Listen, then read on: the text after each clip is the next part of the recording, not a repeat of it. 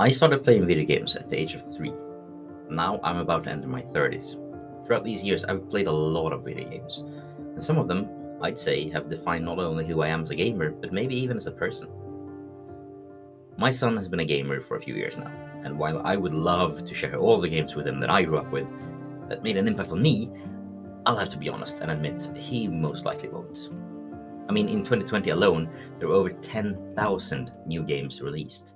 There are simply too many games coming out that will occupy his mind that it wouldn't be fair to him to say, let's play this whole thing for over 100 hours, when there are new games and experiences for both of us to explore, maybe in together. So I thought, what if I instead told him about them in a video? And well, I hope anyone else watching this will find it enjoyable too. So, hi, I am Dad, and here are the games that defined me. Now, my first game ever was Prince of Persia for MS-DOS. I wouldn't say I hold this game in very high regard these days, but I suppose it was a decent enough platformer. But it is important, as it is what opened my 3-year-old eyes to the prospect of gaming. Now, I never got further than level 2, and honestly, if the latency was as bad back then as it was when I tried this as an adult in a DOS emulator, I don't even understand how I got that far. Anyway, my after-school childcare had a PC, and on it 2 games that we kids could take turns to play for a bit sometimes. They were DX Ball, an amazing freeware clone of Atari Breakout, and Age of Empires 1. Age of Empires 1 only became available towards my end of my time there, but it ignited something.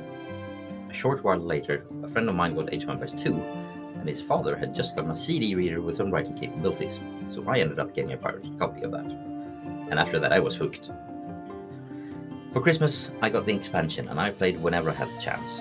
And I still vividly remember the day when my dad had gotten a surround system for the stereo and tested it by plugging it into his PC. A friend of mine and I took turns being at the controls while the other acted out what happened in the game based on the audio that filled the room. Some time later, another friend of mine found Heroes of Might and Magic 3, and for what feels like, when looking back, years, we would end up at his house after school most days, playing hot seat until it was time to go to dinner or for me to go home. One time, we even snuck up in the middle of the night during a sleepover to play a few more hours. Don't do that. When I was 9 or 10, I got Baldur's Gate 1 for my birthday, and I could barely read English, but I fell in love with storytelling and the genre itself. RPGs quickly took a large portion of my love for games and became one of my favorite genres, next to strategy titles like Roller Coaster Tycoon and Lord of the Rings: The Third Age for the Game Advanced.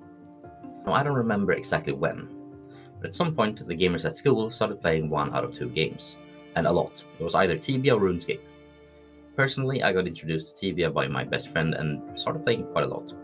I remember started selling runes to people and ending up becoming a personal supplier of a certain one to the strongest player on the server, who would pay me very well and also protect me from other players. About 2 months later, the phone bill arrived. And up until this point, our family had been on dial-up internet, meaning you essentially called the internet using your landline phone and then paid by the minute. Obviously, the bill was way higher than my parents were used to, and I didn't know any better, so they couldn't really be mad at me. Instead, they signed up for broadband. Now, broadband at that time wasn't fast, but it was unlimited, and the world of online games opened up. When I was 14, in the 7th grade, I started playing Guild Wars. Now, this is a game that, to this day, I redeem as one of the best I've ever played. Like, the world building, the game design, the lore, this art style, it's just so good, everything about it, and not even to mention the music. Anyway, this is the game that I've played the most of. Several thousand hours over the course of several years, and it even got me through a burnout, and it was a great experience throughout. There is still content in that I haven't finished, and maybe one day, you and I can finish it together. The same year, I also beat up Elder Scrolls Oblivion, and while I did play it less than Guild Wars, it still shares a lot of the same reasons for why it's on this list. The game itself is great, although not as nearly as perfect as the former entry on the list. But it was mostly my experience and the community around it that made it special for me. With the right mods installed through the game, you might just hear good old Dad voicing a few characters. Though I probably sound a lot different. That was, 15 years ago? Engaged. I fondly remember playing Crysis 1 and the standalone expansion Warhead, but it wasn't until I upgraded my gaming PC that I could fully enjoy them. Now, I still did play through them before that, with a lot of lag. I think I averaged like 20 FPS throughout the game, and I finished it. I think that's the point where I became okay with bad FPS. Like, I'm not bothered by something running in 30 or even 20 FPS as long as it's stable. Then came Skyrim.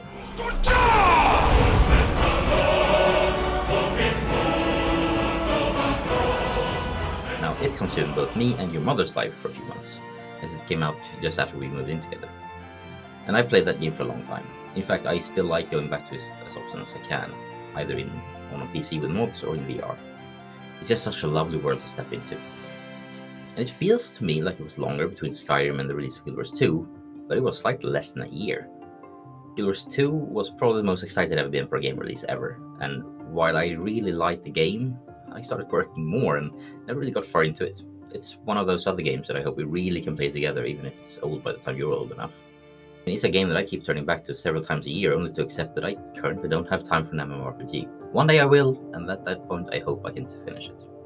Around the time that we moved into our first home as adults, I got introduced to Europa Universalis 3, and I had just learned it when Europa Universalis 4 came out. And I would go on to have a lot of hours looking at maps and plotting my next moves, alone or with friends. And that was followed by many hours of various digital editions of Magic the Gathering and even more grand strategy games by Paradox in the form of Solaris and a bit of Hearts of Iron 4. Now, over time, I got less and less free time to play games, and when you came along, I didn't play much at all for quite a while. It took me several years to finish The Witcher 3, but I'm very glad I did. The masterful storytelling reminded me so much of why I love RPG games. They even had me go back to reading the books. I read the first 3 many years ago. Netflix made a TV show of it, and I dove back in, and I love it. It wasn't really until Stadia was announced and released that I turned back to gaming a lot more.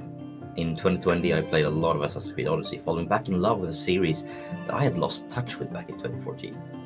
I've played more games now than I've played in years, and I've also started sharing my love for games with you.